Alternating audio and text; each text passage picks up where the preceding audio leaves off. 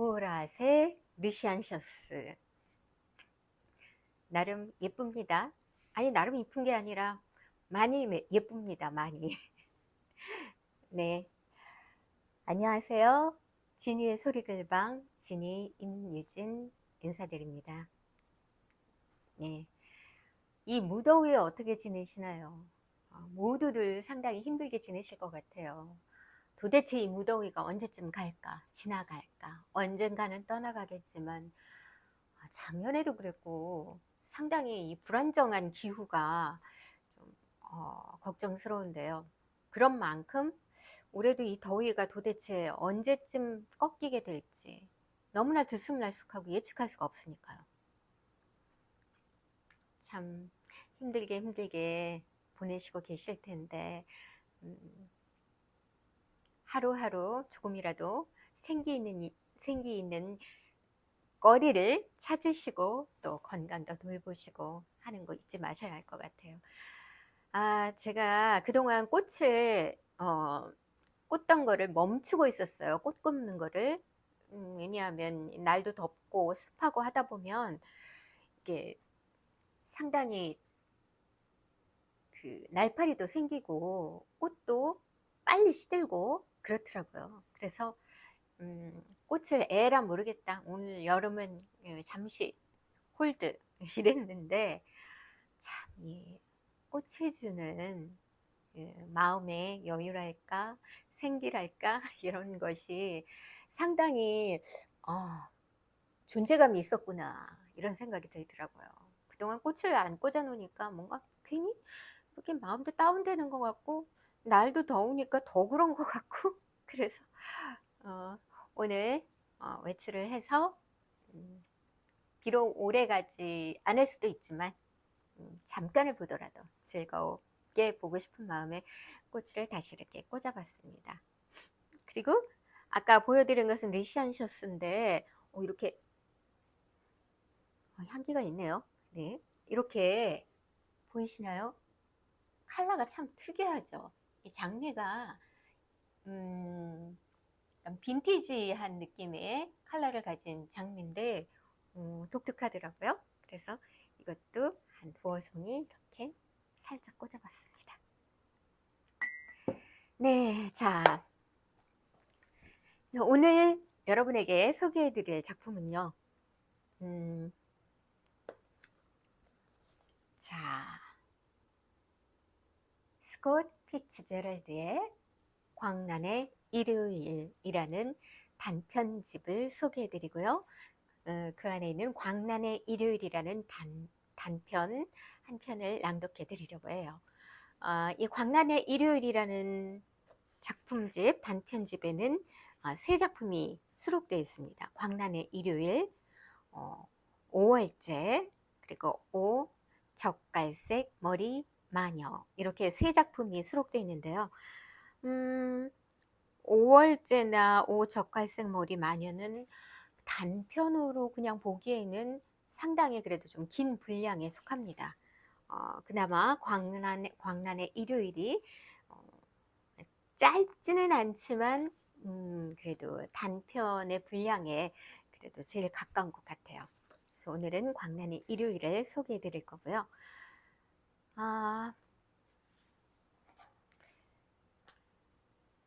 우선 그러면 스콧 피츠제럴드에 대해서 이제 쭉 한번 브리핑을 해 드리려고 합니다.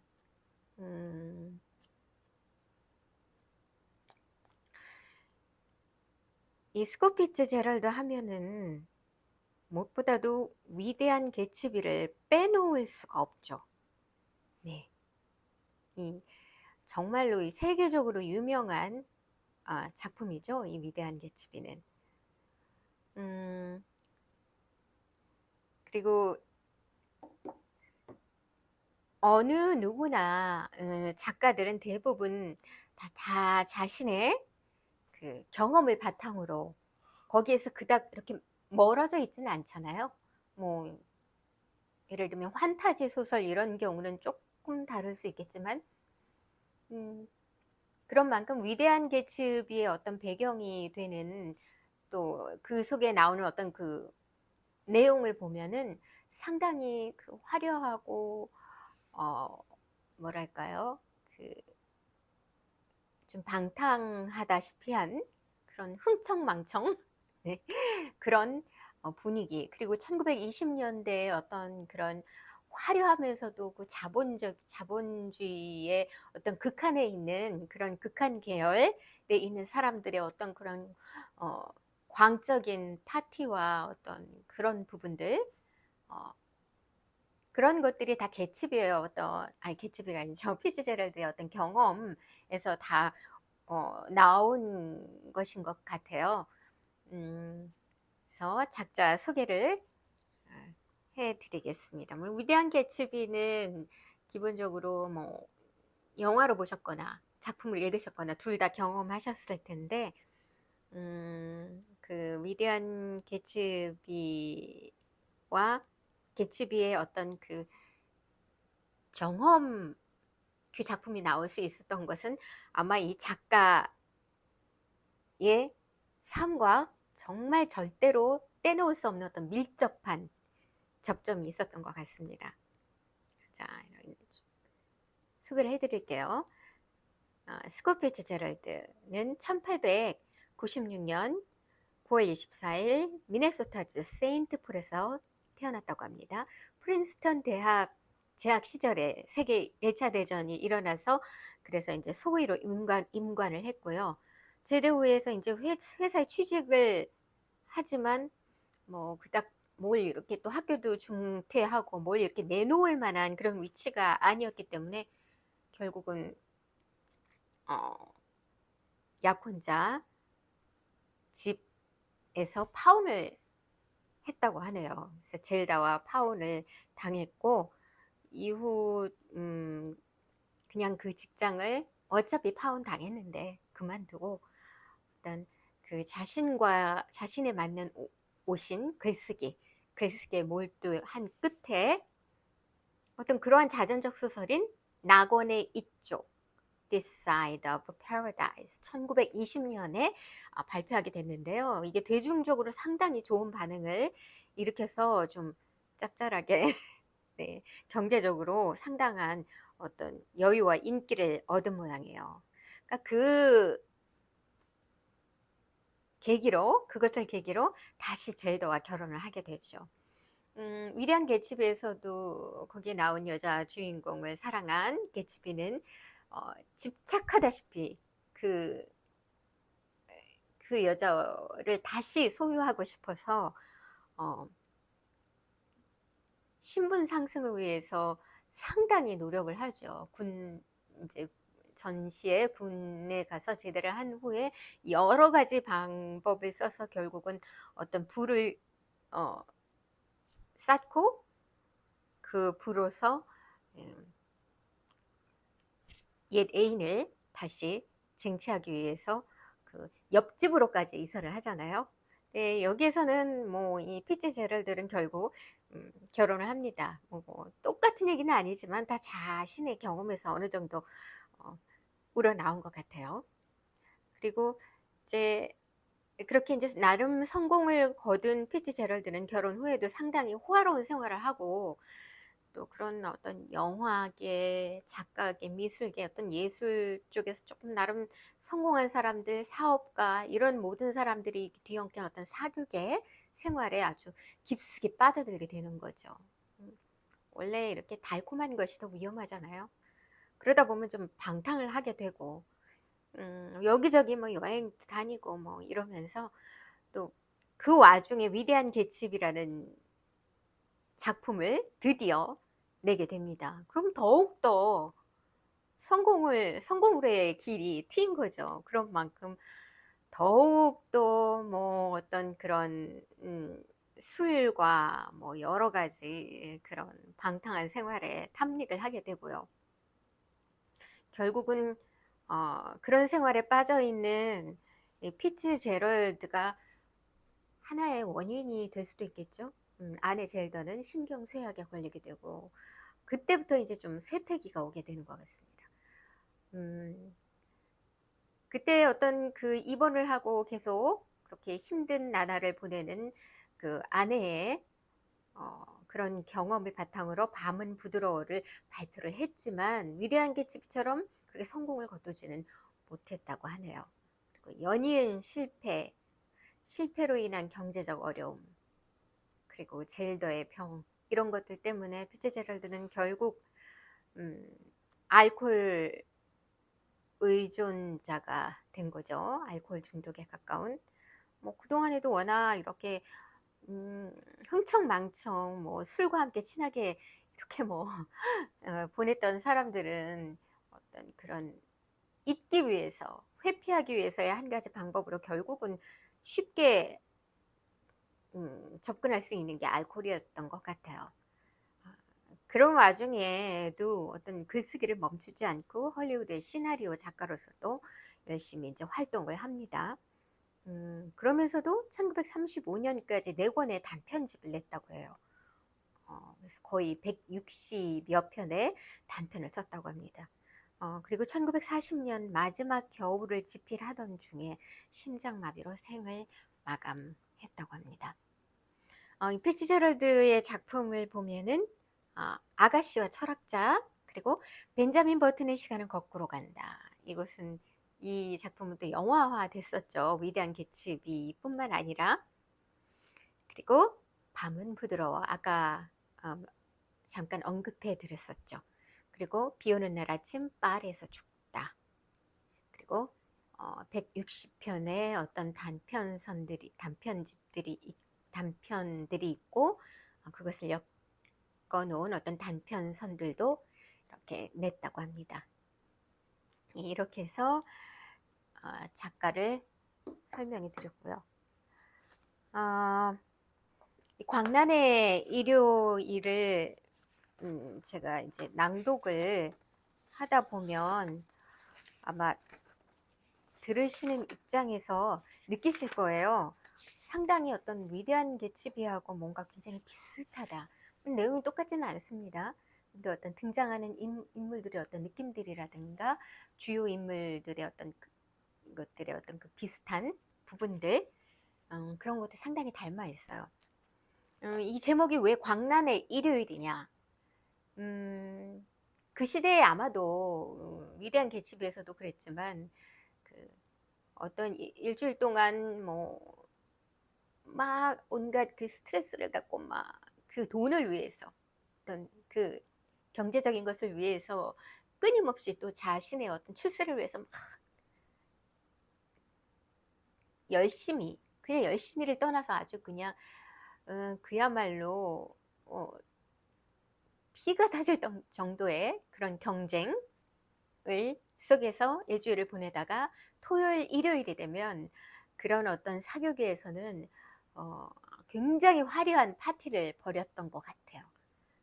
일요일만 되면은 어떤 그 성공한 누군가의 어떤 성 같은 집으로 모여들어서 그 음악과 음주와 어떤 사교와 춤과 막 그런 어떤 그 광란의 일요일이라고 할 수 있는 정말 그런 하루를 보내는데, 그 일요일마다 한 집에 방문하게 되는 거죠. 방문하게 되는 상황이 벌어집니다.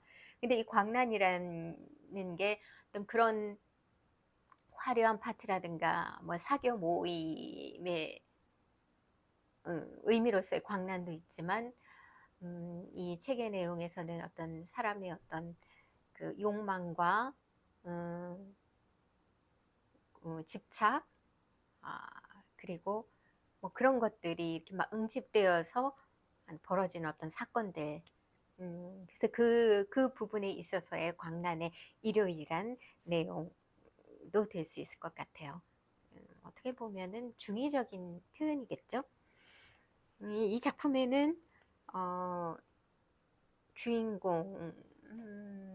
주인공이죠. 주요 인물인 주인공 조얼과 그리고 마일스 켈먼, 스텔라, 이렇게 세 인물이 주요 인물입니다. 이 조얼은 20대 후반에 아주 멋진 청년인데 나름 크게는 아니어도 어느 정도 입지를 굳힐 정도의 성공은 한 이 사교계에서 이 어떤 그 예술 내지는 예술, 상업 예술, 이 여러 가지 어떤 그런 스테이지에서 나름 위치를 어느 정도 갖게 된 그런 어, 영화 각본을 쓰는 조얼이라는 그런 인물이 등장을 하고요. 그리고 마일스 켈머는 상당히 대성한 영화 감독입니다. 하지만 약간 그 신경증이 있죠. 상당히 예민하고 어떤 마더 콤플렉스 같은 부분, 그리고 어떤 의심, 불안으로 늘 그 고통을 받고 있습니다. 엄청난 성공을 거두었지만 반면 그러한 어두운 면이 있는 거죠. 그리고 그의 부인인 스텔라가 등장합니다. 스텔라는 아마도 배우 출신이 아닐까 싶은데요. 정확하게 딱 배우 출신이라고 나오진 않았던 것 같지만 아마도 이 스텔라는 남편 켈먼에게 상당히 애정을 갈구하죠. 그 남편을 통해서, 남편의 애정을 통해서 자신을 확인하고 싶어 하는 것 같아요. 아마 이것은 지금 그때의 상황이 어쨌든 이 스텔라에게는 상당히 어떤 나름의 큰 존재였던 것이 마일스 켈먼 남편이었기 때문에 그랬던 것이었고, 기본적으로 어떤 그 사랑받는 것에 대한 그런 것에 상당히 몰두해 있는 캐릭터일 수도 있겠다. 그런 생각이 듭니다. 사랑을 받는 것에 몰두해 있다는 것은 결국 누군가를 사랑할 수 있는 게 아니라 결국은 자신 아이와 같은 자기중심적인 사랑에 익숙한 그런 인물이 아닐까 그런 생각이 드네요. 뭐 제가 이렇게 낭독을 하다 보면은 어느 정도 나름의 이렇게 인물들에 대한 캐릭터들에 대한 어떤 특징이라든가 그런 게 좀 생각이 있으실 거예요. 뭐 들으시는 분들께서 뭐 나름 조금씩은 다를 수 있겠지만 뭐 제가 읽은 바로는 약간 그런 느낌을 받았습니다. 자, 이제 낭독을 해드릴 거고요. 여전히 제가 이렇게 낭독을 하다가 좀 일어서서 좀 왔다 갔다 할 수도 있습니다. 양해해 주시기 바랍니다. 제가 아직까지도 척추가 그닥 아주 좋은 상태는 아니기 때문에 양해 바라겠습니다. 네, 자, 그러면 낭독으로 들어가겠습니다. 광란의 일요일.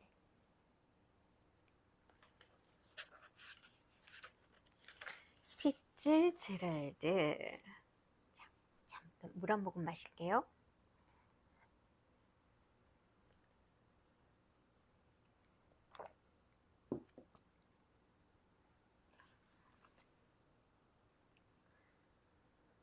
광란의 일요일. 광란의 일요일. 일요일이었다. 하루라기보다는 차라리 다른 두 날 사이의 틈 같은 날이었다. 세트니 시퀀스니 하는 것들과 마이크가 달린 크레인 아래에서의 긴 기다림, 군을 가로지르며 하루에도 차로 수백 킬로미터를 왔다 갔다 하는 일, 회의실에서 경쟁자와 누가 더 잘했는지 겨루는 것, 끊임없는 타협, 생존을 위해 고군분투하는 숱한 인사들의 충돌과 긴장은 모든 사람에게서 뒤로 물러나 있다.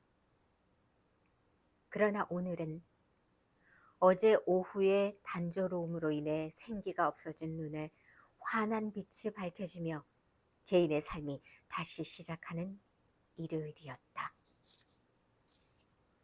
시간이 천천히 흘러감에 따라 그들은 장난감 가게의 퍼펜핀처럼 깨어났다. 길모퉁에서 벌어진 열성적인 대화와 홀에서 서로 껴안고 사라지는 연인들 말이다. 그러면서 서둘러 아직 많이 늦진 않았지만 행복한 40시간의 여유가 끝나기 전에 제발 서둘러 하는 분위기 말이다. 조얼 콜스는 영화 촬영용 대본을 쓰는 사람이었다. 그는 28살이었고 아직은 할리우드에서 실패를 맛보지 않았다. 그는 6개월 전 이곳에 도착한 이래로 괜찮다 싶은 작업들을 맡아왔고 열정을 가지고 장면과 시퀀스를 구성해서 제출했다. 그는 스스로를 글품팔이라고 불렀지만 정말로 자신의 일을 그렇게 생각하지는 않았다. 그의 어머니는 성공한 여배우였다. 조얼은 비현실로부터 현실을 떼어놓거나 혹은 적어도 그중 한 가지라도 먼저 추측하려고 애쓰면서 어린 시절을 런던과 뉴욕을 오가며 보냈다. 그는 암소의 털 색깔처럼 호감 가는 갈색 눈의 미남이었는데 이 눈은 1913년에 브로드웨이의 청중들을 바라보던 엄마의 눈과 같은 것이었다. 초청장을 받고 그는 일이 잘 풀리고 있는 것이라고 확신했다. 평소에 그는 일요일에는 외출하지 않고 맑은 정신으로 집에 일감을 가져오곤 했다.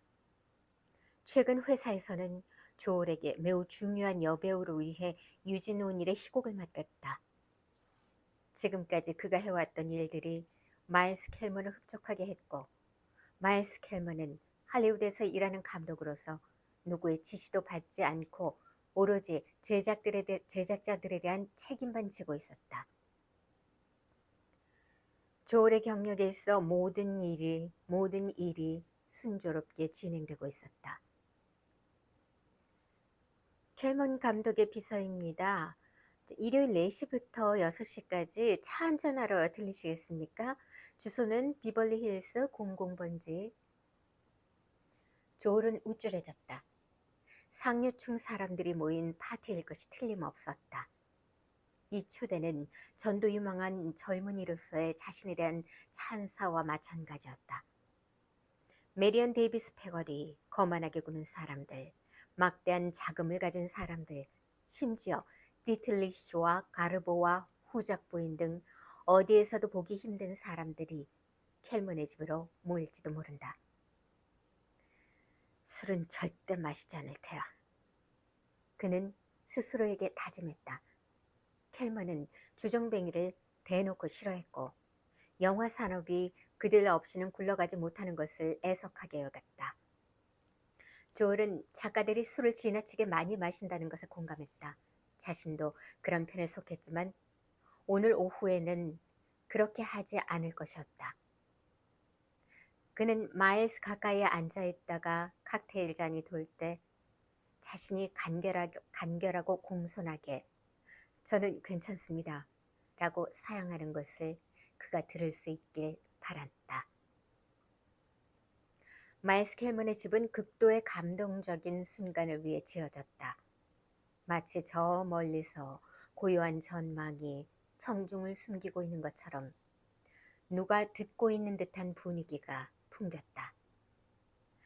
하지만 오늘 오후에는 마치 사람들이 초청을 받았다기보다 참석 명령이라도 받은 것처럼 떼지어 모여들었다. 조얼은 스튜디오에서 초대받은 작가들이 자신을 제외하곤 단지 2명뿐이라는 사실에 긍지를 느꼈다. 한 명은 기품 있는 영국인이었고 다른 한 명은 놀랍게도 넷 커프였는데 그는 켈먼이 주정뱅이에 대해 짜증스러운 언급을 하게끔 자극한 사람이었다. 스텔라 켈먼, 물론 스텔라 워커였다. 스텔라 켈먼은 조얼과 얘기한 뒤로 다른 손님들에게 가지 않았다. 그녀는 오래 머물렀다. 그녀는 일종의 찬사를 보내야 할 것 같은 아름다운 시선으로 그를 바라보았다. 조얼은 재빨리 어머니로부터 물려받은 적절한 극적 행동을 취했다. 아니, 16살 정도밖에 보이지 않습니다. 유모차는 어디에 있나요? 그녀는 눈에 띄게 기뻐했다. 그녀는 계속 머물렀다. 그는 뭔가 자신 있고 부드러운 말을 좀 더 하는 것이 좋겠다는 생각이 들었다. 그가 그녀를 처음 만났던 건 그녀가 뉴욕에서 푼돈이라도 벌려고 필사적으로 애쓸 때였다. 그 순간 누군가가 쟁반을 들어 올리자 스텔라가 칵테일 잔을 집어 그의 손에 쥐어주었다. 모두 불안해하고 있어요. 그렇지 않아요? 칵테일 잔을 멍하니 바라보며 그가 말했다. 모두 다른 사람들의 실수를 지켜보거나 자신에게 명예가 될 사람들과 함께 있다고 믿으려 애쓰고 있어요. 물론 당신의 집에서는 해당되지 않겠지만요. 그가 허둥대며 자신이 한 말을 감추었다. 제 말은 단지 할리우드에서는 대개 그렇다는 뜻이었습니다. 스텔라도 동의했다. 그녀는 마치 그가 아주 중요한 인물이라도 되는 양 조엘에게 여러 사람을 소개해 주었다. 마일스가 방의 다른 쪽에 있다고 생각하고 조엘은 칵테일을 마셨다. 그러니까 아기를 낳으셨다고요?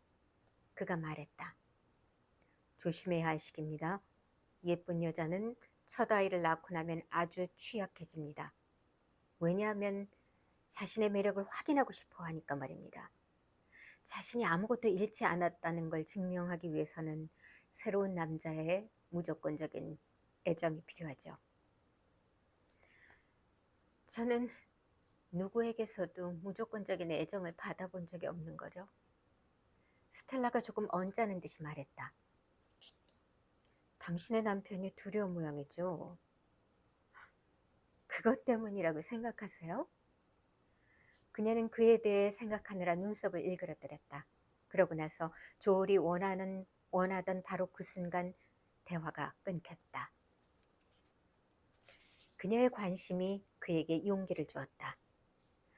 안전한 물에 끼거나 방 주위에서 보았던 그런 안면 있는 사람들의 날개 아래에서 은신하기 위해 도망칠 필요가 없었다. 그는 창가로 걸어가 천천히 저물어가는 태양 아래에서 흐릿해진 태평양을 바라보았다. 이곳은 훌륭했다.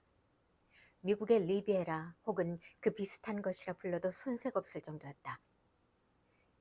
이것들을 즐길 시간만 있었더라면. 방 안에 있는 옷을 잘 차려입은 잘생긴 사람들, 사랑스러운 아가씨들, 그리고 또 사랑스러운 아가씨들 말이다. 모든 것을 다 가질 수는 없다. 그는 피로한 눈꺼풀이 항상 조금 처져 한쪽 눈을 덮은 스텔라가 생기 있는 소년 같은 얼굴을 한 채 손님들 사이로 돌아다니는 것을 보았다. 그는 단지 이름뿐만이 아닌 젊은 여자로서 그녀와 함께 앉아 오랫동안 이야기하고 싶어졌다. 그는 그녀가 자신에게 보여주었던 만큼 다른 사람에게도 관심을 쏟는지 보기 위해 그녀의 뒤를 따라갔다. 그는 칵테일을 한 잔 더 마셨다. 자신감이 필요해서가 아니라 그녀가 자신감을 무척 많이 주었기 때문이다. 이내 그는 감독의 어머니 옆에 앉았다. 켈먼 부인, 댁의 아드님은 전설적인 존재가 되었습니다. 신탁이자 운명의 인간, 뭐 그런 비슷한 거 말입니다. 개인적으로는 아드님에 대해 반대하지만 저 같은 사람은 소수에 불과합니다. 아드님에 대해 어떻게 생각하시는지요? 감동을 받으셨습니까? 지금까지 성공한 것에 놀라셨습니까? 아니, 난 놀라지 않았네. 그녀가 차분하게 말했다. 우리는 항상 마일스에게 많은 것을 기대했거든. 그건 보기 드문 일인데요. 조엘이 언급했다. 저는 항상 모든 어머니는 나폴레옹의 어머니와 비슷할 거라고 생각했거든요. 우리 어머니는 제가 연예 사업과 관련되는 것을 바라지 않으셨습니다. 어머니는 제가 웨스트 포인트에 들어가서 미래가 보장된 일을 하길 바라셨죠. 우린 항상 마일스를 진심으로 믿었지. 그는 유머 감각에 풍부하고 술고래이자 급료를 많이 받는 넷 커프와 함께 식당의 붙박이 바 옆에 서 있었다. 작년 동안 10만 달러나 벌었는데 4만 달러를 도박해서 잃었지 뭔가. 그래서 이제 매니저를 고용했지. 에이전트 말이겠죠. 조얼이 말했다. 아니, 에이전트도 있어. 내 말은 매니저 말이야. 내가 번 돈을 모두 아내에게 넘겨주면 매니저와 아내가 상의해서 돈을 나눠준다네. 내 돈을 돌려받기 위해 그에게 1년에 5,000달러나 주고 있지. 에이전트잖아요. 아니, 매니저라니까. 나만 그런 게 아니야. 무책임한 다른 사람들도 매니저를 두고 있어. 글쎄요. 당신이 무책임하다면 왜 매니저를 고용할 정도로 책임감을 갖고 있는 겁니까? 나는 단지 도박에만 무책임한 거야. 여길 봐. 가수 한 명이 공연을 했다. 조얼과 넷은 노래를 듣기 위해 다른 사람들과 함께 앞으로 걸어갔다.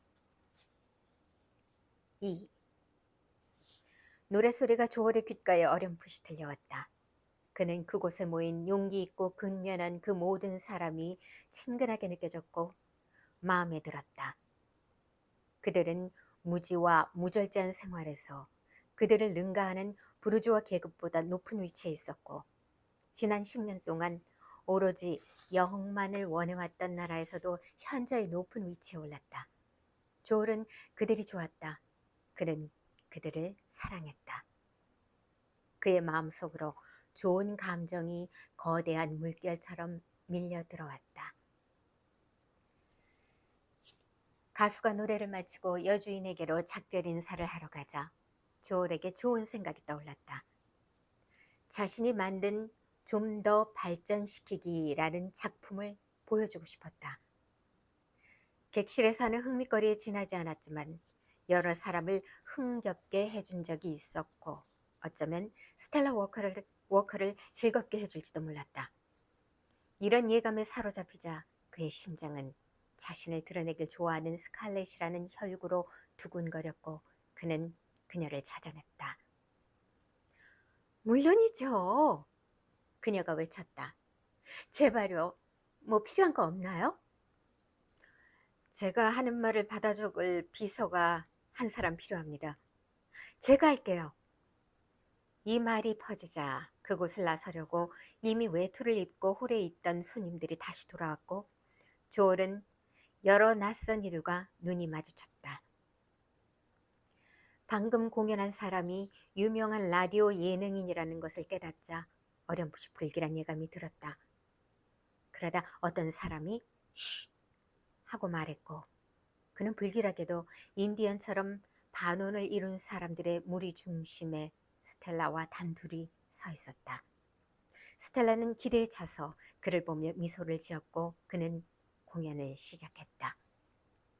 그의 익살 연극은 독립 제작자인 데이비드 실버스타인 씨 문화적 한계에 근거한 것이었다. 실버스타인은 비서에게 그가 사온 이야기의 초안이 되는 글자를 받아 적게 하고 있었다.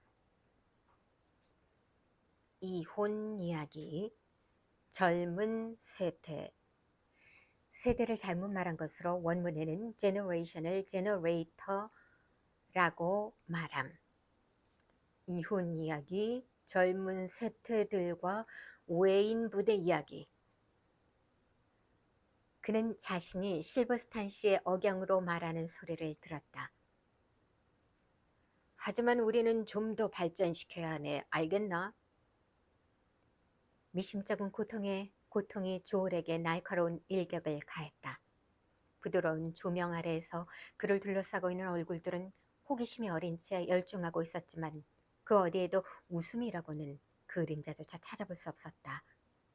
바로 앞에서 대단한 영화 애호가가 감자눈처럼 날카로운 눈으로 그를 노려보고 있었다. 오직 스텔라 워커만이 결코 머뭇거리지 않는 밝은 미소로 그를 쳐다보고 있었다. 만일 우리가 그를 맨주 같은 유형으로 만들 수만 있다면 우리는 호놀룰루 분위기를 한 마이클 알렌 같은 사람과 함께 작업할 수 있을 텐데.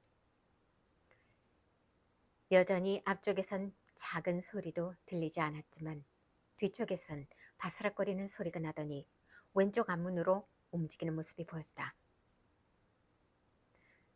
그러다 그녀가 그에게 섹스 어필을 잘못 말한 것, 섹스 아필을 느낀다고 말하자 그는 에너지가 소진되어 오, 나가 죽어버려 라고 말했다.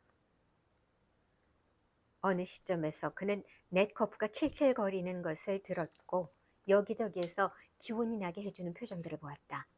하지만 그가 공연을 마쳤을 때 그는 자신의 출세에 영향을 미칠 만한 영화계의 중요한 인물들이 보는 앞에서 자기 자신을 바보로 만들었다는 사실을 몸서리치도록 실감했다. 사람들이 문을 향해 우르르 나가는 바람에 조얼은 낙담한 채 잠시 혼란스러운 침묵의 한가운데 있었다. 그는 사람들이 나지막하게 수군거리며 비웃는 소리를 들었다. 그러다 이 모든 것은 10초 사이에 벌어졌다. 대단한 영화 애호가가 바늘귀만큼이나 혹독하고 공허한 눈초리를 하고는 사람들의 기분을 대변하듯이 높은 목소리로 우우우우 하고 소리쳤다. 그것은 프로가 아마추어에게 지역 사람들이 이방인에게 보내는 분개이자 문중의 비난이었다. 오로지 스텔라 워커만이 여전히 옆에 서서 마치 그가 전대미문의 성공이라도 한 듯 그 누구도 그것을 좋아하지 않았다는 생각이라고는 전혀 들지 않은 듯이 고마워하고 있었다. 넷커프가 조얼이 외투를 입는 것을 도와줄 때 자기 혐오의 감정이 거대한 밀물처럼 그를 휩쓸었고 그는 더 이상 그것이 느껴지지 않을 때까지 열등감을 결코 드러내지 않는다는 규칙에 필사적으로 매달렸다. 완전히 실패로 끝났네요. 그가 가만히 스텔라에게 말했다. 신경 쓰지 마세요. 감상할 줄 아는 사람에겐 훌륭한 연극이었어요. 함께 연기하느라 수고했어요. 그녀의 얼굴에서 미소가 사라지지 않았다. 그는 술에 취한 듯 고개 숙여 인사를 했고 넷은 조를 문 쪽으로 데리고 갔다. 아침 식사가 도착하는 바람에 그는 잠에서 깨어나 다시 낙담하고 괴로운 세상으로 돌아왔다. 어제까지만 해도 그는 영화 산업에 맞서 불꽃처럼 당당했지만 오늘 그는 개개인의 모욕과 집단적인 조롱에 맞서 대단히 불리한 상황에 처했다. 더 나쁜 것은 마일스 켈먼에게 그는 품위를 잃어버린 술주정뱅이 중 하나가 되었고 켈먼은 자신도 모르게 조를 고용한 것을 후회할 거라는 점이다. 그녀의 집의 호의를 유지하도록 희생을 강요받았던 스텔라 워커도 마찬가지일 것이다. 그는 감히 그녀의 견해를 짐작할 엄두도 나지 않았다. 도저히 위액이 분비되지 않을 것 같아 그는 삶은 달걀을 전화 테이블 위로 옮겨놓았다. 그러고는 다음과 같은 편지를 썼다. 마일스 씨에게 저의 진심 어린 자기 혐오감을 상상할 수 있으실 테죠. 자기 과시를 하고 싶어 했던 마음을 실토합니다. 그것도 오후 6시 환한 대낮에 말입니다. 오 세상에, 부인께도 사과드립니다. 당신의 영원한 벗 조얼 콜스 올림. 조얼은 자신의 사무실에서 나와 범인처럼 담배가게로 살금살금 걸어갔다. 그의 태도가 어찌나 의심스러웠는지 스튜디오 경비가 그의 출입 허가증을 보여달라고 했다. 조얼은 밖에 나가서 점심을 먹기로 결심했는데 넷커프가 의기양양하게 활기찬 발걸음으로 그를 따라왔다. 영영 은퇴라도 하려고 그 셋가춤 양복을 입은 사람이 너에게 야유를 했다는데 그게 뭐 큰 대수란 말이야? 그가 조얼을 스튜디오 식당으로 데리고 가면서 말을 이었다. 내 말 좀 들어봐. 그러면서 극장에서 최초 공연을 하던 날 밤에 조 스콰이스가 청중들에게 허리 숙여 인사를 하다가 그만 그의 엉덩이를 발로 찼지 뭔가. 그랬더니 그 사람이 조에게 나중에 할 이야기가 있다고 했고 조가 다음날 8시에 전화를 걸어 저에게 하실 말씀이 있다고 하던데요 라고 말했더니 그 사람이 전화를 끊어버렸다지 뭐야. 그 터무니없는 이야기는 조의 기운을 북돋워 주었고 그는 옆 테이블에 앉아있는 사람들을 바라보며 우울하지만 조금이나마 위안을 얻었다. 옆 테이블에는 슬픈 얼굴의 귀여운 샴 쌍둥이와 초라한 난장이들, 서커스 영화에서 온 거만한 거인이 있었다. 하지만 그들 너머로 노랗게 화장한 예쁜 여자들의 얼굴과 우수에 젖은 눈동자와 화려한 무도회 가운을 보다가 그는 켈먼의 집에서 봤던 사람들을 발견하고는 움찔했다. 다시는 가지 않을 거야. 단언컨대 그건 할리우드에서 내가 참석한 마지막 사교 모임이었어. 그가 크게 소리를 질렀다. 다음날 아침 그의 사무실에 전보가 한 장 와 있었다. 당신은 우리 집 파티에 왔던 사람 중에 가장 호감이 가는 사람이었어요. 다음 일요일 제 여동생 준의 저녁 식사 뷔페에 와주시길 바랍니다. 스텔라 워커 켈먼. 잠시 들떠서 피가 빠른 속도로 핏줄을 타고 도는 기분이었다. 믿을 수 없다는 듯 그는 전보를 다시 한번 읽어보았다. 아니 이건 내 평생에 들어본 말 중에 가장 기분 좋은 말인걸. 3. 또다시 광란의 일요일이 찾아왔다. 조엘은 11시까지 잠을 자고 일어나 지난주에 있었던 사건을 따라잡기 위해 신문을 읽었다. 그는 자기 방에서 송어와 아보카도 샐러드에 캘리포니아산 와인을 곁들인 점심 식사를 했다. 차 마시러 갈 때 입는 옷차림으로 그는 체크무늬 양복과 파란 셔츠 그리고 짙은 오렌지색 타이를 골랐다. 두 눈 밑에 피로로 인한 다크서클이 생겨 있었다. 그는 자신의 중고차를 몰아 리비에라 아파트로 갔다. 스텔라의 여동생에게 자신을 소개하고 있을 때 마일스와 스텔라가 승마복 차림으로 도착했다. 그들은 비벌리 힐스의 뒤쪽 흙길을 오는 동안 거의 오후 내내 심하게 말다툼을 했다. 마일스 켈먼은 키가 크고 신경질적이면서 극도의 유머 감각을 가진 사람으로 조얼이 이제껏 봐왔던 눈 중에 가장 불행한 눈을 가진 사람이었는데 그는 신기하게 생긴 머리끝에서부터 흑인 같은 발에 이르기까지 완전한 예술가였다. 그는 이런 두 발로 단단히 서 있었다. 실험적인 실표작들을 만드는 사치를 부리느라 때때로 값비싼 대가를 치르곤 했지만 절대 싸구려 영화를 만든 적이 없었다. 그와 교제를 해보면 즐겁긴 하지만 함께 오래 있다 보면 그가 건강한 사람은 아니라는 것을 깨닫게 된다. 그들이 들어오는 순간부터 조엘의 하루는 헤어날 수 없이 그들의 하루와 묶여버렸다. 조엘이 그들 주위에 있는 사람들과 함께 있자 스텔라는 조바심이 나는 듯 작은 혀를 끌끌 차며 외면해 버렸다. 그리고 마일스 켈먼이 우연히 옆에 선 사람에게 말했다. 에바 거벌에게 너무 심하게 말하지 마. 그 여자 때문에 집에서 아주 골치가 아파. 마일스가 조엘을 돌아보며 말했다. 어제 사무실에서 자네를 못 봐서 미안하네. 오후 내내 정신분석 전문의 사무실에 있었다네. 정신분석 치료를 받고 계십니까? 몇 달 되었다네. 처음에는 폐소공포증 때문에 갔는데 이제는 내 인생 전체를 정리하려고 하고 있네.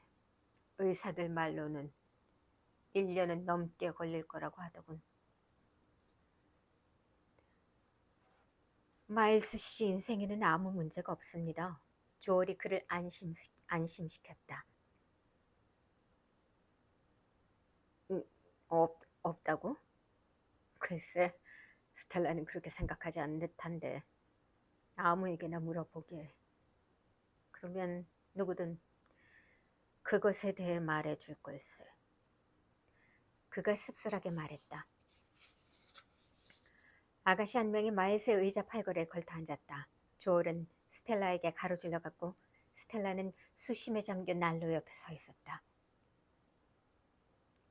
전보를 보내주셔서 고맙습니다. 그가 말했다. 정말 기뻤습니다. 부인처럼 아름다운 분이 그렇게 마음씨도 다정한 건 상상도 할 수 없는 일이랍니다. 그녀는 그가 이제껏 봐왔던 것보다 좀 더 예뻤고 어쩌면 그의 눈에 담긴 아낌없는 찬사가 그녀의 마음을 그에게 털어놓도록 자극했을지도 모른다. 그러기까지는 그리 오래 걸리지 않았다. 왜냐하면 그녀는 한눈에 봐도 감정이 폭발하기 일보 직전이었기 때문이다.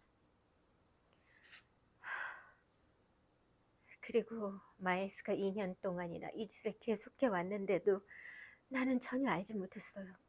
글쎄, 그 여자가 거의 우리 집에서 지내다시피 하던 나의 가장 친한 친구 중 한 명이었지 뭐예요. 결국 사람들이 나에게 와서 말해주기 시작하자 마일스도 시인할 수밖에 없었죠.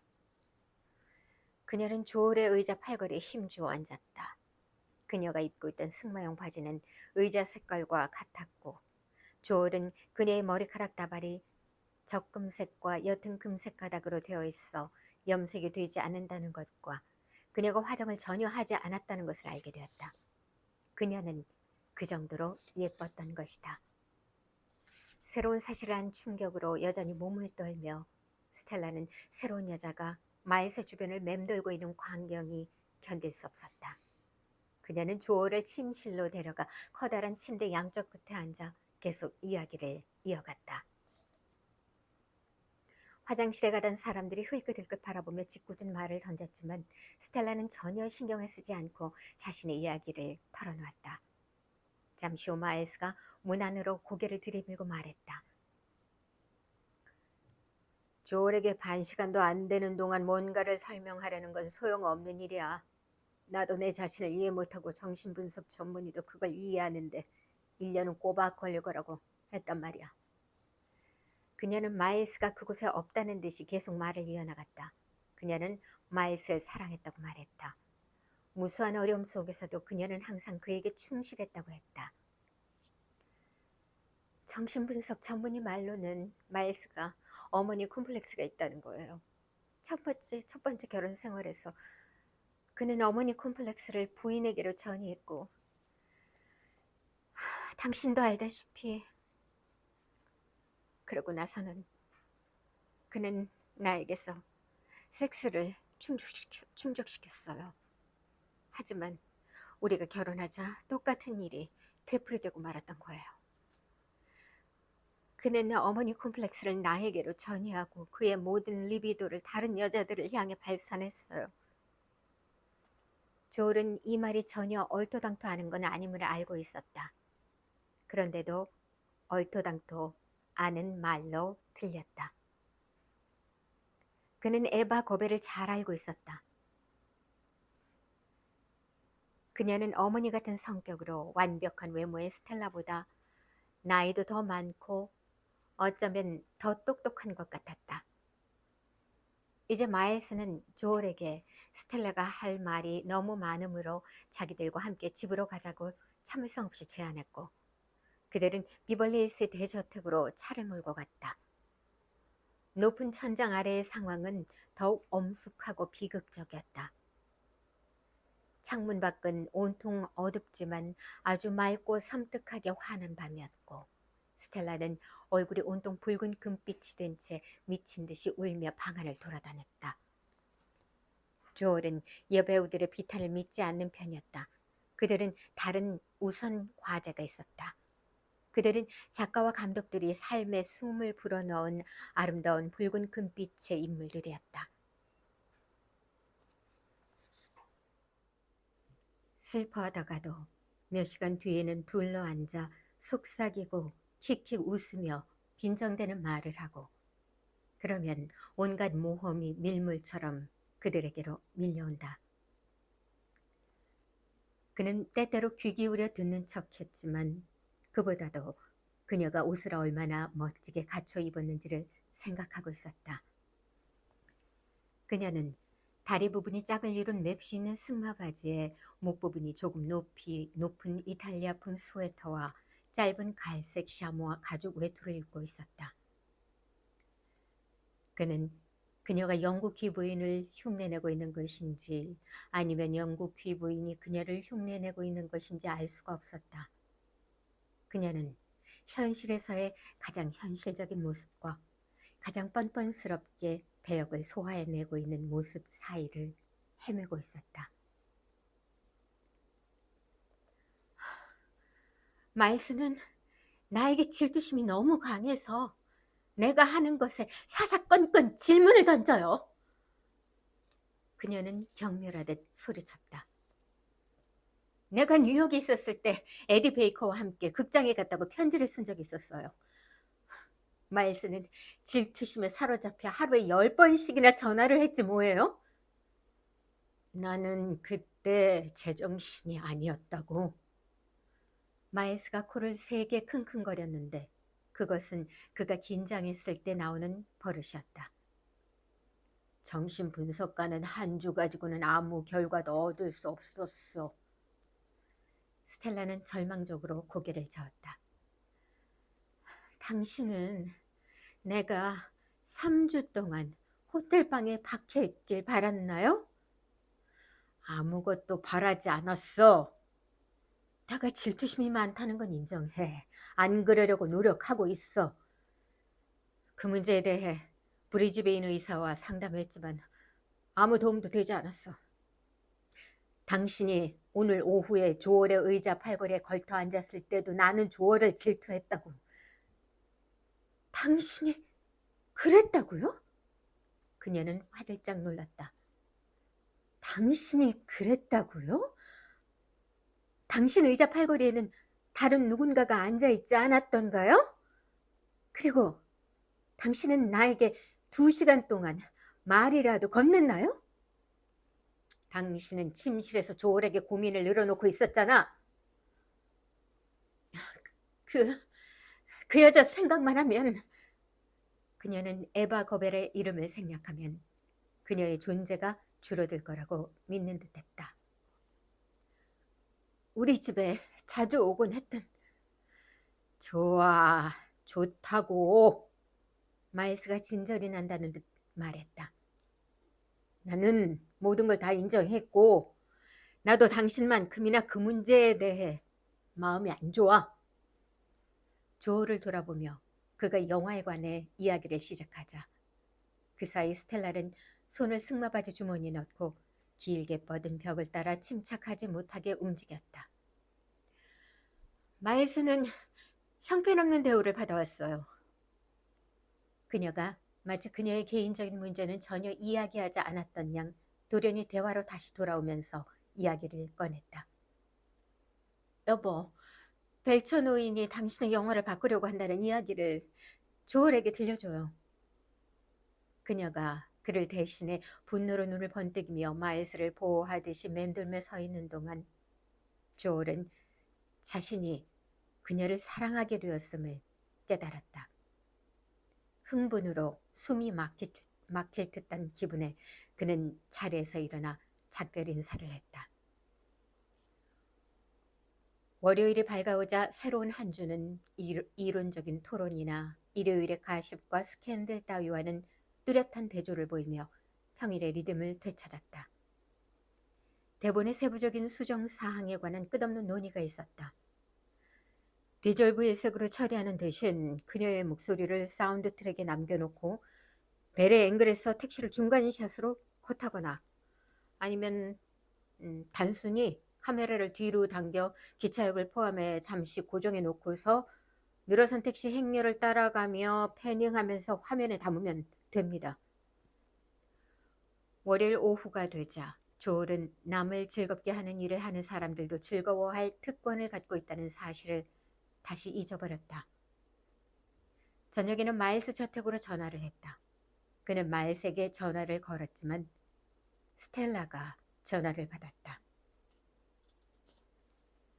문제는 좀 해결이 되었는지요? 특별히 그렇진 않아요. 다음 토요일 저녁에는 뭐 하세요? 아무 일도 없습니다. 페리 부부가 저녁 만찬 겸 연극 파티를 연대요. 마일스는 같이 가지 않을 테고. 그이는 비행기를 타고 사우스밴드의 노트르담대 캘리포니아 시합을 보러 가거든요. 그이 대신 당신이 나랑 같이 가면 좋을 텐데요. 긴 침묵이 흐른 후 조얼이 입을 열었다. 물론입니다. 회의가 있다면 저녁 식사는 안 되겠지만. 연극은 보러 갈 수 있습니다. 그러면 우리 둘이 같이 간다고 말해 놓을게요. 조엘은 사무실 안을 서성거렸다. 켈먼 부부의 부자연스러운 관계라는 관점에서 본다면 마일스는 기뻐할까? 아니면 그녀는 마일스가 모르게 할 작정일까? 그건 불가능한 일이었다.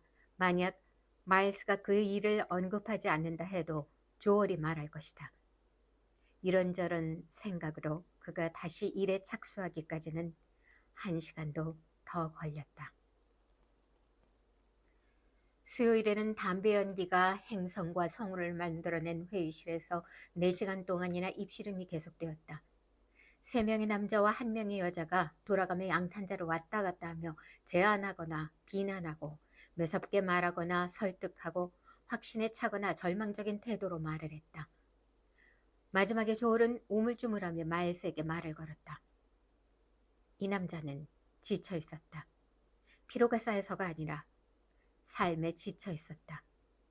눈꺼풀은 축 처지고 입 언저리 푸릇푸릇한 그늘 위에 턱수염이 두드러지게 돋아 있었다. 노트르담 경기를 보러 가신다고 들었습니다. 마일스는 조엘의 뒤쪽을 보며 고개를 저었다. 그 생각은 이미 포기했네. 아니, 왜요? 자네 때문에. 그는 여전히 조엘을 보지 않고 말했다. 그게 무슨 말씀이세요, 마일스 씨? 그렇기 때문에 내가 포기한 거야. 그는 습관처럼 보이는 자조적인 웃음을 지었다. 스텔라가 악에 차서 무슨 짓을 꾸밀지 알 수가 없어. 그 옆엔 내가 자네한테 페리 부분의 파티에 함께 가자고 했지. 그렇지? 난 경기를 즐겁게 볼 수 없을 거네. 촬영장에서는 그렇게 날래고 자신만만하고 뛰어난 직감이 그의 개인 생활 전반에서는 약하고 무기력하게 갈피를 못 잡고 있었다. 이거 보세요, 마일스 씨.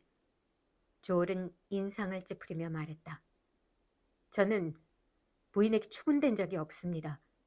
만약 진짜로 저 때문에 여행을 취소하려는 거라면 제가 부인과 페리 부부 파티에 가지 않겠습니다. 부인을 만나지도 않겠습니다. 저를 전적으로 믿으셔도 됩니다. 마일스가 이제 조심스럽게 그를 살폈다. 그럴 수도 있겠지. 그는 어깨를 으쓱해 보였다. 어쨌든 다른 누군가가 또 있겠지.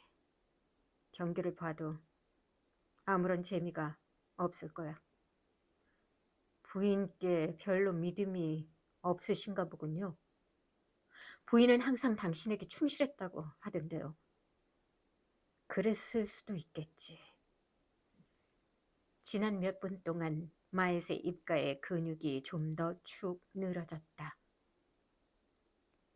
하지만 일이 벌어지고 나서 내가 그녀에게 뭘 물어볼 수 있겠는가? 내가 어떻게 그녀에게 기대할 수 있겠는가? 그는 갑자기 말을 멈추더니 얼굴이 더욱 굳어져서 말을 이었다. 내 장담하는데 내가 이제껏 옳았건 틀렸건 상관없이 그녀에게 무슨 일이라도 일어나면 나는 이혼할 걸세. 난 내 자존심에 해가 되는 건 참을 수 없어. 그게 내 인내심의 마지막 한계야. 그의 어조는 조엘을 난처하게 했지만 조엘은 이렇게 말했다.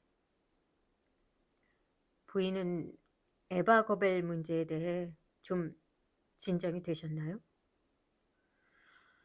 아닐세. 마일스는 비관적으로 코를 킁킁거렸다. 나 자신도 그 일을 극복할 수 없으니 말이야. 저는 다 해결된 줄 알았죠. 에바를 다시는 보지 않으려고 노력하고는 있지만 자네도 알다시피 무엇이든 그런 식으로 관계를 뚝 끊어버리는 게 쉬운 일은 아니지 않은가. 간밤에 택시 안에서 키스한 그런 여자도 아니고 정신분석 전문의가 말하기로는 저도 알고 있습니다. 조얼이 말을 가로막았다. 부인께서 말씀해 주셨죠. 기분이 울적해지는 말이었다. 그나저나 제가 생각하기로는 당신이 경기를 보러 가시면 저는 부인을 만나지 않을 것입니다. 그리고 제 생각에 부인은 그 누구에 대해서도 양심에 꺼리 낄 게 없다고 확신합니다. 그럴지도 모르지. 마일스가 여리 없이 말을 되풀이했다. 어쨌든 난 여기 남아서 그녀를 파티에 데려갈 것일세. 그런데 말이야, 그가 불쑥 말했다. 난 자네도 왔으면 좋겠네. 서로 마음이 통하는 사람과 함께 대화를 했으면 좋겠거든. 바로 그게 문제야. 나는 모든 일에서 스텔라에게 영향을 끼쳤어. 특히 내가 끼친 영향 때문에 그녀는 내가 좋아하는 사람들을 죄다 좋아하게 된단 말이야. 정말 어려운 일이야. 그렇겠네요. 조얼이 맞장구를 쳤다. 4. 조얼은 저녁 식사에는 참석할 수 없었다. 전반적인 실업 상태에 비하여 자신은 실크 해트를 쓰고 있다는 사실을 의식하며 그는 할리우드 극장 앞에서 다른 사람들을 기다리면서 저녁 퍼레이드를 지켜보았다. 화려한 특정 영화 배우들을 어설프게 흉내낸 사람들과 폴로 코트를 입은 절름발이들, 수염을 기르고 사도의 지팡이를 짚은 무거운 발걸음의 수도사들, 이 공화국의 모퉁이가 7대 양으로 열려 있다는 것을 알려주는 대학생 옷차림에 세련된 필리핀 사람 2명, 길게 늘어서서 남학생 사교클럽 입회 행사임을 알리는 젊은이들의 외침 소리로 가득한 환상적인 카니발 등의 행렬 말이다. 사람들의 줄이 둘로 갈리더니 근사한 리무진 2대가 지나가다 연석 앞에 멈춰섰다. 수천 개의 옅은 파란색 조각들로 만들어진 얼음물 같은 옷을 입고 목에 고드름이 똑똑 떨어지는 듯한 차림으로 그녀가 나타났다. 그는 앞으로 다가갔다. 내 드레스 마음에 들어요? 마일스 씨는 어디 있습니까? 결국 경기를 보러 비행기 타고 갔어요. 그이는 어제 아침에 떠났어요. 적어도 내가 생각하기엔. 그녀는 말을 멈췄다. 방금 사우스밴드에서 전보를 한 통 받았는데 그가 돌아온다고 하네요. 아, 내 정신 좀 봐. 이 사람들 다 알고 있는 거예요? 8명의 일행은 극장 안으로 들어갔다. 마일스는 결국 떠났고 조얼은 그가 도착한 게 아닐까 하고 생각했다.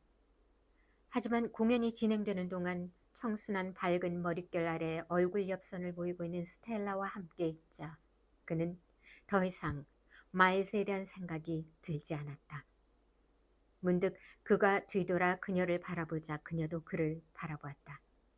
그녀는 미소를 짓고 그가 원하는 만큼 오랫동안 그와 눈을 맞추었다. 막간에 둘은 로비에서 담배를 피웠고 그녀가 이렇게 속삭였다. 다른 사람들은 모두 잭 존슨의 나이트클럽 개업식에 간 건데 난 가고 싶지 않아요. 당신은요? 우리도 꼭 가야만 합니까? 꼭 그런 건 아니에요. 그녀는 망설였다. 난 당신과 이야기를 하고 싶어요. 우리 집에 가도 되는데 만약 확신할 수만 있으면. 그녀는 또다시 주저했고 조얼이 물었다. 뭘 확신한다는 말씀이신지? 그러니까 말도 안 되는 생각이라는 걸 나도 알아요. 하지만 마일스가 경기를 보러 갔는지 어떻게 확신할 수가 있죠? 그러니까 마일스가 에바 거벨과 있을 거라고 생각하시나요? 아니요, 그건 문제가 아니에요. 하지만 그가 여기 어딘가에서 내 일거수일투족을 지켜보고 있다고 생각해봐요. 당신도 마일스가 가끔 이상한 행동을 한다는 걸 알잖아요. 한 번은 수염을 길게 기른 남자와 차를 마시고 싶어 하더니 캐스팅 에이전시에서 한 명 불러서 오후 내내 함께 차를 마셨지 뭐예요. 그건 다른 문제입니다. 그는 사우스밴드에서 당신에게 전보를 보냈습니다. 그것만 봐도 그가 경기를 보러 갔다는 걸 알 수 있죠. 연극이 끝난 후 둘은 길모퉁이에서 다른 일행들에게 인사를 하고 즐거운 표정의 응답을 받았다. 둘은 스텔라 주위로 모여든 군중들을 헤치고 황금빛 화려한 거리를 따라 유유히 빠져나갔다. 있잖아요. 그이는 전보를 조작할 수 있어요. 그것도 무척 쉽게.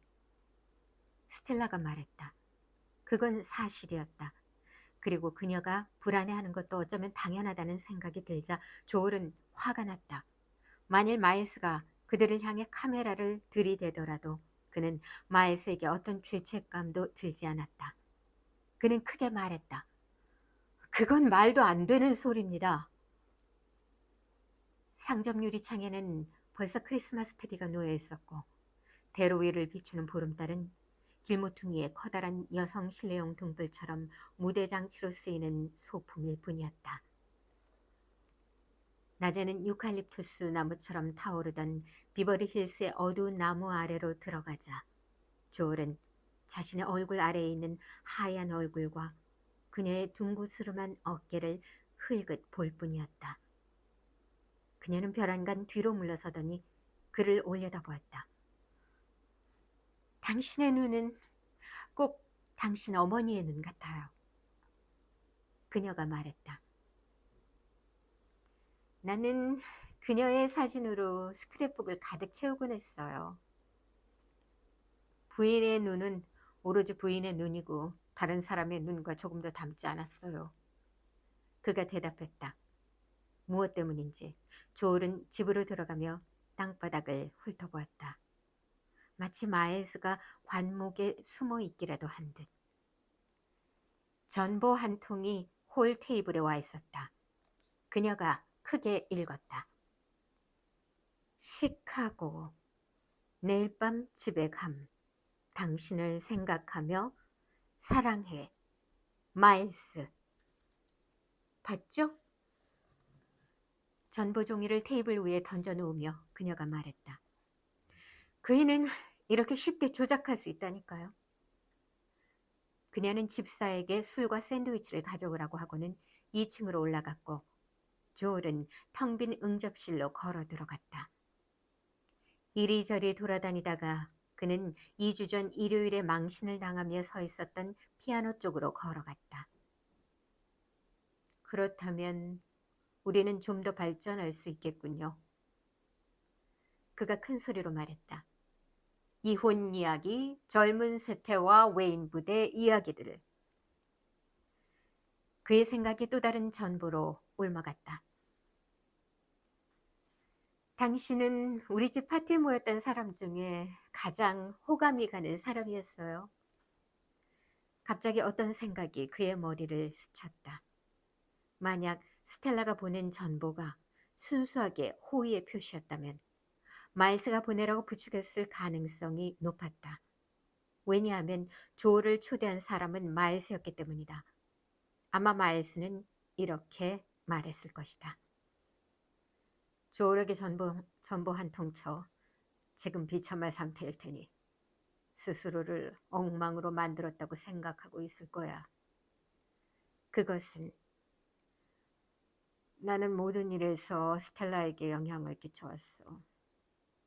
특히 내가 끼친 영향 때문에 그녀는 내가 좋아하는 사람들은 죄다 좋아하게 된단 말이야. 라는 말과 꼭 들어맞았다. 여자는 동정심을 느낀다는 이유만으로 그런 일을 한다. 오직 남자만이 책임감으로 그런 행동을 한다. 스텔라가 방 안으로 돌아왔을 때 그는 그녀의 두 손을 잡았다. 부인이 마일스 씨에 대항하는 악에 찬 게임에 제가 말려든 것 같은 이상한 기분이 듭니다. 그가 말했다. 이것 좀 마셔요. 그리고 이상한 점은 그런데도 제가 당신을 사랑하게 되었다는 것입니다.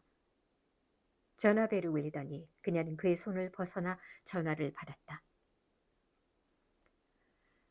마일스에게서 또 전보가 왔어요. 그녀가 알렸다.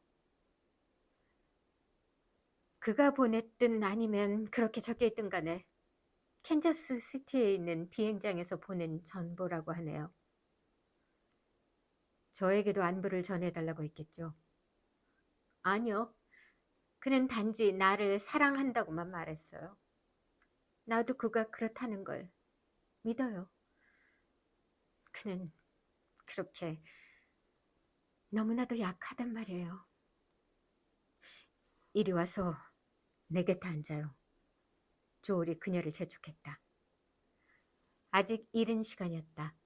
그리고 30분이 흘러 자정이 되려면 아직 몇 분이 남았을 무렵 조울이 차갑게 식은 난로로 걸어가 짤막하게 말했다. 그러니까 저에게 아무런 관심이 없단 말씀입니까? 전혀요. 당신은 무척 매력적이고 당신도 그걸 알 거예요. 문제는 내가 정말로 마이스를 사랑한다고 생각하고 있다는 거예요. 물론입니다.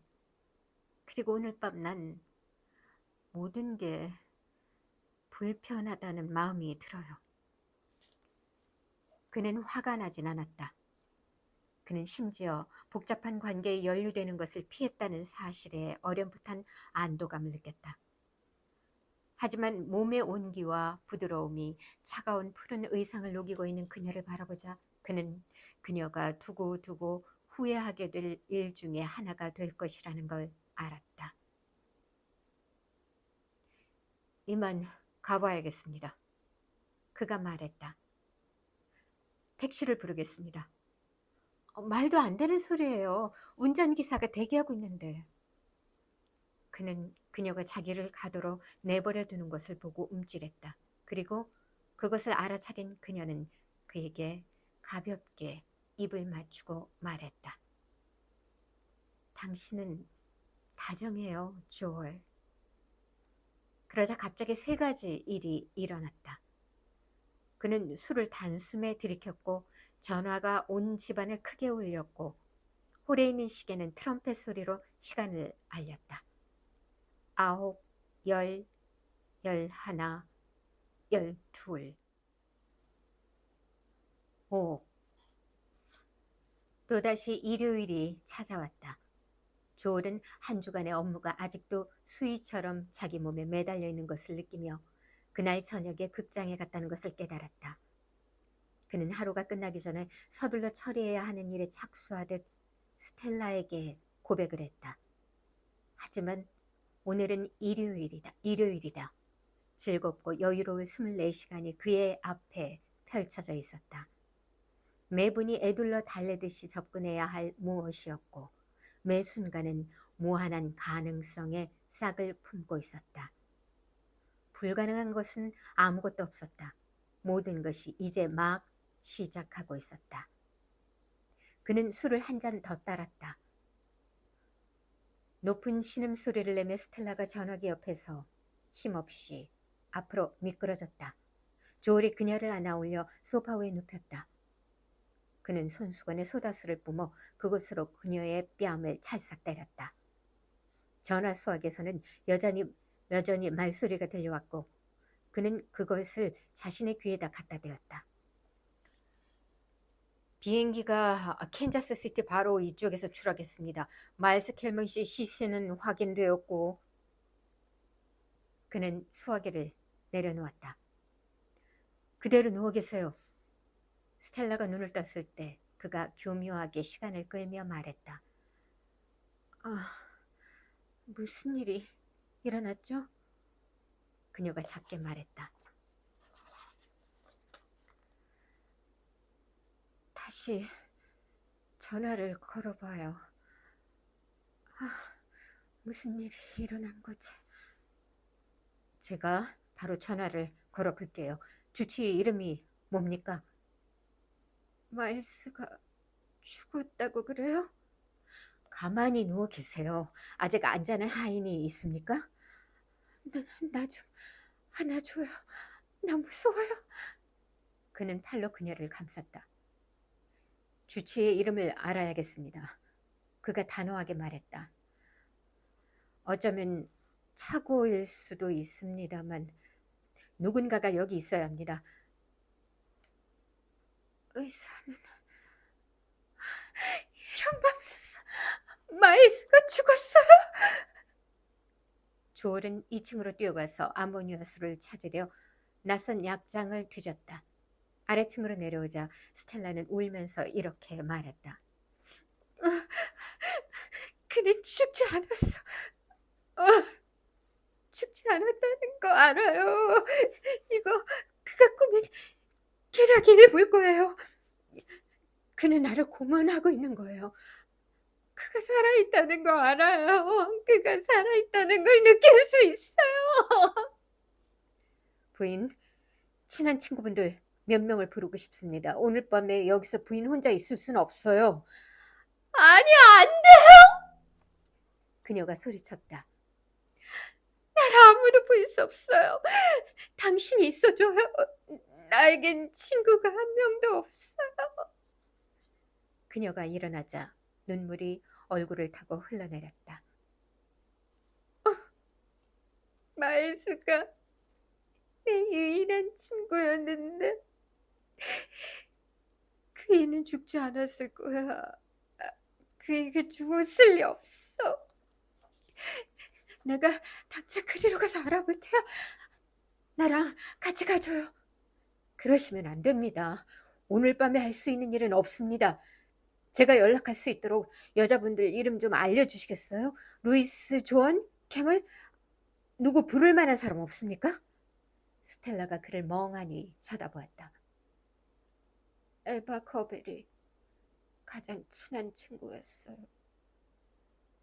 그녀가 말했다. 조엘은 이틀 전 사무실에서 봤던 마일스의 슬프고 절망적인 얼굴이 떠올랐다. 죽음이라는 무시무시한 침묵 속으로 들어가자 그에 관한 모든 것이 분명해졌다. 그는 미국에서 태어난 유일한 감독으로서 재미있는 기질에 예술가적 양심을 동시에 갖춘 사람이었다. 영화 산업에 자신을 맞추느라 융통성과 건강한 냉소와 거절을 모르고 지내온 탓에 그는 신경이 황폐해지는 대가를 치러야 했다. 그것만이 서글프고 위험한 현실 도피 수단이었다. 바깥 출입문에서 무슨 소리가 들렸다. 갑자기 문이 열리더니 홀의 발소리가 들렸다. 마일스! 스텔라가 소리 질렀다. 당신이야, 마일스? 마일스가 왔어? 문간의 모습을 드러낸 사람은 전보 배달원이었다. 초인종을 찾을 수 없어서요. 안에서 말하는 소리는 들리는데. 전보는 전화로 들은 내용을 복사한 것이었다. 악의적인 거짓말이라는 듯이 스텔라가 그것을 읽고 또 읽는 동안 조엘이 전화를 걸었다. 아직 이른 시간이었으므로 누군가와 통화가 연결되는 것은 어려운 일이었다. 마침내 친구 몇 명을 찾는데 성공하자 그는 스텔라에게 독한 술을 마시게 했다. 여기 있어 줄 거죠, 조엘? 반쯤 잠에 든 듯 그녀가 나지막하게 말했다. 가버리면 안 돼요. 마일스는 당신을 좋아했잖아요. 그는 당신이... 그녀는 격렬하게 몸을 떨며 말했다. 맙소사, 당신은 지금 내가 얼마나 외로운지 모르는군요. 그녀는 두 눈을 감으며 말했다. 나를 좀 안아줘요. 마일스는 그렇게 청혼을 했었죠. 그녀는 몸을 똑바로 일으켰다. 그이가 느꼈을 걸 생각해봐요. 하여간 그이는 모든 것을 두려워했어요. 그녀는 멍하니 고개만 좌우로 흔들었다. 갑자기 그녀는 조울의 얼굴을 잡고 자기 얼굴 가까이로 끌어당겼다. 가지 말아요. 당신은 날 좋아하잖아. 당신은 나를 사랑하죠. 그렇죠? 아무에게도 전화하지 말아요. 내일도 시간은 충분하니까 오늘 밤 나와 함께 있어줘요.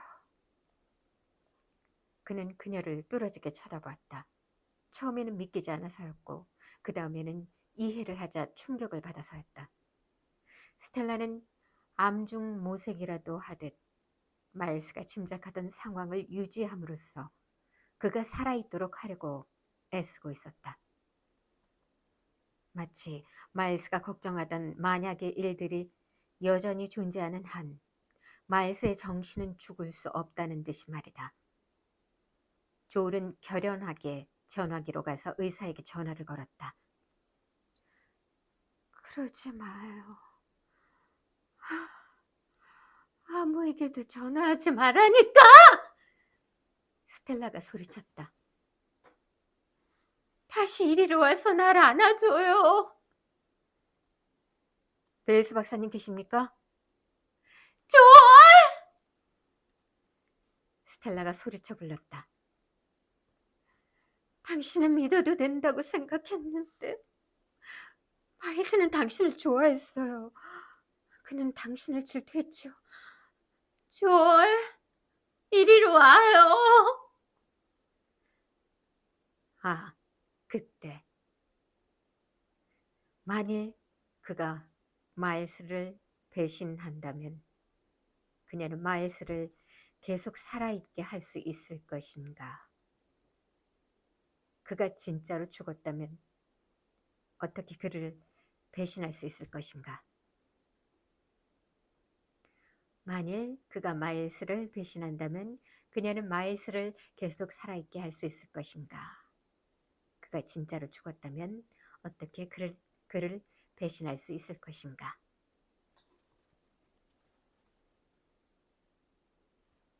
아주 심한 충격을 받았습니다. 바로 와주실 수 있습니까? 그리고 간병인 한 명 구할 수 있겠습니까? 초월. 이제 초인종과 전화벨이 간헐적으로 울리기 시작했고 자동차들이 현관 앞에 멈춰서고 있었다. 그래도 당신은 가지 않겠죠? 스텔라가 그에게 애원했다. 당신은 가지 않을 거예요. 그렇죠? 아니요. 그가 대답했다. 하지만 부인께 제가 필요하다면 다시 돌아오겠습니다. 나무 끝에 간신히 매달려 있는 잎들처럼 죽음의 언저리에 위태위태하게 붙어있는 생명들로 법석거리고 고동치고 있는 집 앞 계단에서 조엘은 목구멍 속으로부터 작은 흐느낌이 새어나오기 시작했다. 뭐든 그가 되기만 하면 모두 마술처럼 되었는데 그는 생각했다. 심지어 그는 그 작은 말괄량이에게도 숨을 불어넣어 걸작으로 만들었는데. 그리고 이렇게 말했다. 이 빌어먹을 황무지에 이렇게나 큰 빈자리를 만들어 놓았다니. 벌써. 그러고 나서 슬픔에 잠긴 목소리로 말했다. 알았어요. 다시 돌아올게요. 다시 돌아올게요.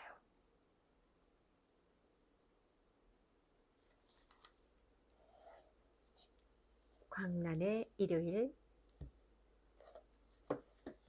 끝입니다.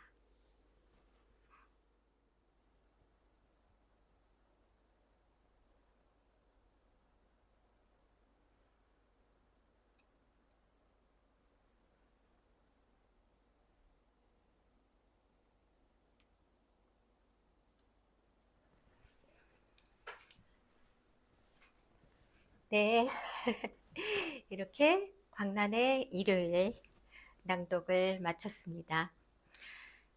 그래서 이 인물들이 제가 느끼기에는 좀, 읽어보셨거나 저의 낭독을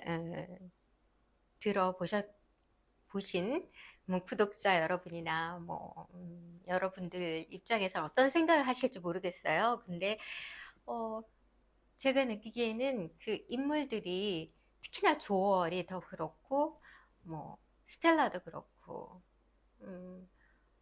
전체적으로 다 뭔가 되게 입체적인 인물이라고 해야 될까요?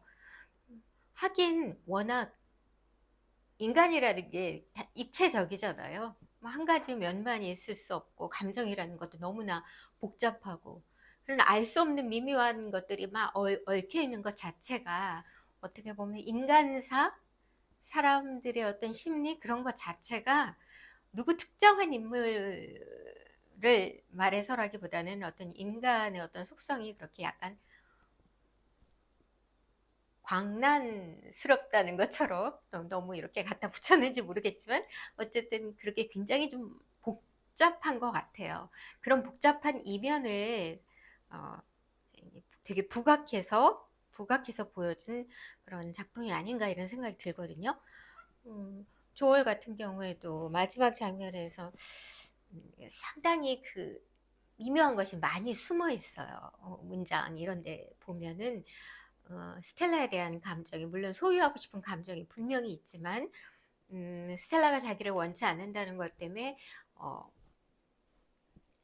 이제 거부하고 스텔라의 어떤 스텔라의 요구를 거부하기도 하는데 거부하지만 결국은 필요하면 돌아오겠다. 그러면 맨 마지막 문장에는 돌아오겠다는 혼잣말이 이렇게 있어요. 그리고 그 위에도 그 스텔라의 남편이 예를 들잖아요. 분명히 어떤 죽었다는 부고를 받았고 확인이 됐다고 함에도 불구하고 스텔라의 남편이 죽었다 하면 죽었다고 했을 때 본인은 어떻게 해야 할까? 복잡하게 얽힌 어떤 감정의 막 소용돌이가 굉장히 그 하나의 그날 응축된 그날 일요일 죽었다는 소식을 접한 그날 자체가 정말 광란스러운 일요일이 아니었을까. 예, 조얼의 입장에선 스텔라도 글쎄요. 독자의 상상에 따라서 얼마든지 이 캐릭터를 다양하게 이렇게 표현할 수 있는 생각할 수 있는 그런 작품인 것 같아요. 그래서 이 작품을 물론 위대한 개츠비도 워낙 훌륭한 작품이고 영화화도 됐지만 짧지만 이 작품 자체를 약간 영화나 연극으로 한다면 재밌을 것 같다는 생각 들더라고요. 생각하기에 따라서 캐릭터를 얼마든지 다양하게 이렇게 다양한 시각으로 표현할 수 있을 것 같거든요. 그만큼 입체적이고 굉장히 이렇게 좀 난하다고 할까요? 좀 어지러운 그 짧은 단편이기 때문에 긴 표현이 없지만 문장을 이제 보다 보면은 약간 좀 생각하게 하는 또 그 안에 뭔가 숨어 있을 것 같은 그런 요소들이 있거든요. 한번 읽어보세요. 자, 광란의 일요일 한번 읽어보시고 그런 부분을 좀 초점을 맞춰서 다시 읽어보셔도 좋고 이 안에 또 다른 작품들도 있잖아요. 두 작품이 그 작품도 같이 읽어보면 좋을 것 같습니다. 네, 이렇게 제가 마치 이 라디오 드라마, 외국 배경이니까 라디오 드라마라고 하기에는 좀 그렇지만 라디오 드라마처럼 혹은 영화를 보는 것처럼 약간 입체 낭독처럼 좀 더 그런 느낌을 살려서 낭독을 했습니다. 이렇게 더운 날에 잠깐 쉬어가는 한 부분에 제가 저의 채널이 자주는 아니지만 가끔씩 이렇게 즐거움을 줄 수 있다면 너무너무 좋을 것 같은데요. 어떠실지 모르겠네요. 자, 저는 이만 물러가겠고요. 지니의 소리글방 임유진이었습니다. 구독, 좋아요, 알림 설정도 잊지 말고 꼭 해주시기 바랍니다. 그럼 안녕히 계세요.